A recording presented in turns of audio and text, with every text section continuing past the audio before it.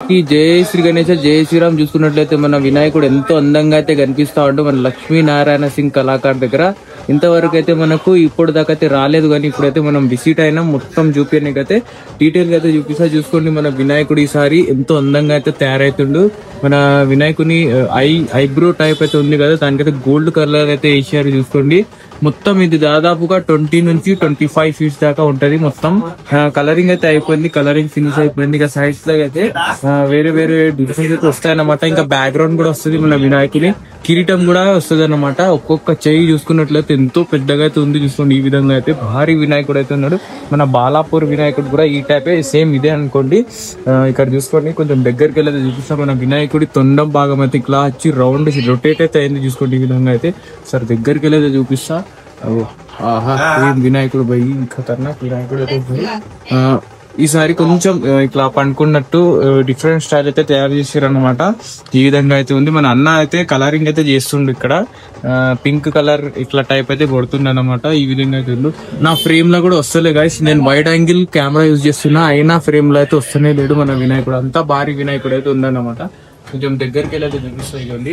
మన ఐస్ అయితే కదులుతున్నాయి. ఐస్ పార్ట్ అయితే ఆన్ చేసిరు మిషన్. ఇక్కడ చూసుకోండి ఎవరైతే వస్తారో వాళ్ళ కోసం అయితే ఈ విధంగా అయితే ఒకటి అన్నమాట. మన మూషిక వాహనం అన్నమాట. మూషిక వాహనం కూడా ఎంతో అందంగా అయితే కనిపిస్తుంది. సైడ్ లకు అయితే ఇట్లా చేతులు దండం పెడుతున్నట్టయితే ఉంది. మొత్తం ఆయిల్ పెయింటింగ్ అయితే చేసారు అనమాట. కొంచెం ఇక ఆయిల్ పెయింటింగ్ ఇంకా ఆరలేదు, అట్లానే ఉంది. ఇప్పుడు చూసుకోండి వినాయకుడు ఇప్పుడైతే కరెక్ట్ ఫేస్ అయితే కనిపిస్తుంది మన వినాయకుడిది. వావ్ ఏ వందం బై ఖతర్నాక్ వినాయకుడు అయితే ఉండు. ఇక ఇంకా వినాయకులు అయితే ఉన్నారు. ఇదైతే అన్నిటికన్నా పెద్దది అనమాట.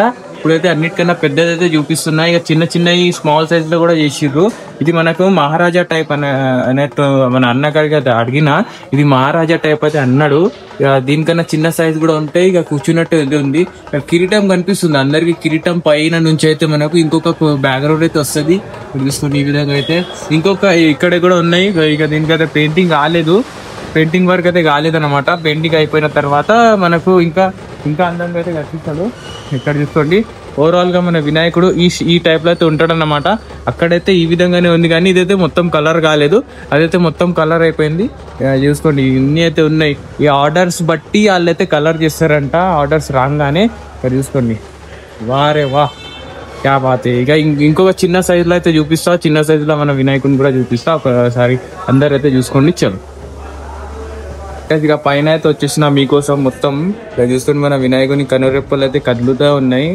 ఇది మొత్తం బాలాపూర్ మోడల్ అనమాట. ఇక ఇది బాలాపూర్కి అయితే వెళ్ళదు, వేరేదైతే వెళ్తుంది అనమాట. అది వెళ్ళేటప్పుడు ఆగమంది కూడా మొత్తం వీడియో అయితే కవర్ చేస్తాం మీకోసం. చూసుకోండి నెక్స్ట్ లో అయితే కనిపిస్తుంది మన వినాయకుడు బొట్టు కూడా 3D షేప్ లో అయితే దిద్దురు అనమాట. పైన ముకుటం పార్ట్ అయితే వస్తుంది అనమాట. బ్యాక్గ్రౌండ్ ఇది కూడా వస్తుంది. చూసుకోండి ఈ విధంగా అయితే ఉన్నాడు మన వినాయకుడు. మన ఫ్రేమ్ లో అయితే కనిపిస్తూనే లేడు, మొత్తం వైడ్ యాంగిల్ పెట్టిన ఫ్రేమ్ లో వస్తూనే లేడు మన వినాయకుడు.